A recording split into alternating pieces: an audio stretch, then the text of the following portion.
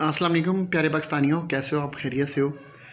आज ख्वाजा आसिफ साहब ने एक प्रेस टॉक किया। बेसिकली प्रेस कॉन्फ्रेंस तो उसे नहीं कहना चाहिए, प्रेस टॉक ही थी।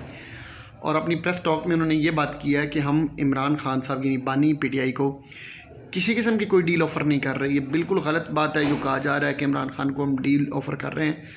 तो हम तो कोई डील ऑफ़र नहीं कर रहे। ये सिर्फ ऐसे ही ज़रा पाकिस्तान तहरीक इंसाफ के जो लोग हैं या PTI की जो क़यादत है वो ऐसे ही ज़रा बढ़ा चढ़ा के बात करते हैं। ये बात वैसे ना ख्वाजा आसिफ साहब ने बिल्कुल दुरुस्त की है। इसमें कोई दूसरी राय नहीं है, इसमें कोई शक नहीं है।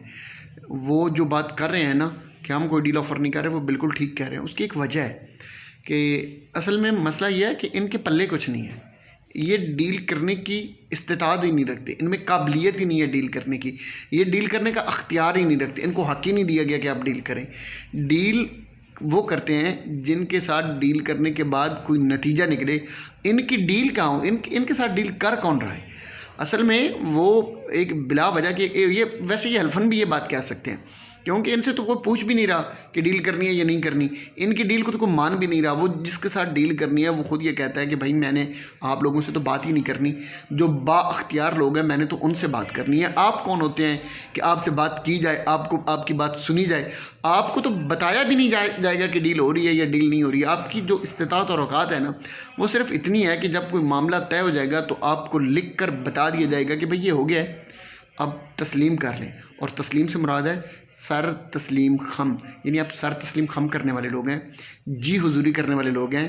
आप सिर्फ जी बिस्मिल्लाह कहने वाले लोग हैं। आप सिर्फ ये कहने वाले लोग हैं वो सर नीचे करके जी कबूल है, वो कबूल है वाले आप लोग हैं। आपसे आपकी मर्ज़ी नहीं पूछी जाएगी। और वैसे ख्वाजा आसिफ साहब का एक इंट्रोडक्शन मैं और भी करवाता चलूँ। ये फार्म 47 वाले MNA हैं। रेहाना डार जो उस्मान डार और उमर डार साहब की वालिदा हैं, ये उनसे बदतरीन शिकस्त खा चुके थे। इन्होंने लास्ट टाइम भी यही किया था। जब पिछले इलेक्शन में ये हारे थे तो इन्होंने बाजवा साहब को कॉल करके कहा था कि बाजवा साहब मेहनत ज़्यादती हो गई है। क्या ज़्यादती हो गई है? मैं हार गया तो फिर तो मुझे मेरे साथ कुछ करें, रायत करें। तो इनके साथ रायत की गई थी। ये एक तारीख़ी बात है। और इस मरतबा तो इनके साथ रायत नहीं की गई, इस मरतबा तो इन्हें नवाजा गया है। तो आप कौन होते हैं भाई? आपको लगता है कि आप डील करेंगे तो आपकी डील को अगर ऊपर कोई ना माने तो उसकी कोई वैल्यू होगी? तो आप बिल्कुल ये ठीक फरमा रहे हैं कि आप कोई डील नहीं कर रहे और आपसे भी कोई डील नहीं कर रहा। आपकी जो औकात है, जो आपको हुक्म मिलेगा, जितने योग्य आप हैं, आपके लीडर से भी कोई डील नहीं कर रहा। जो फॉर्म 47+ हैं, 2 सीटों पर दोनों पर फॉर्म 47 लेके आए हैं, तो उनसे भी कोई डील नहीं कर रहा।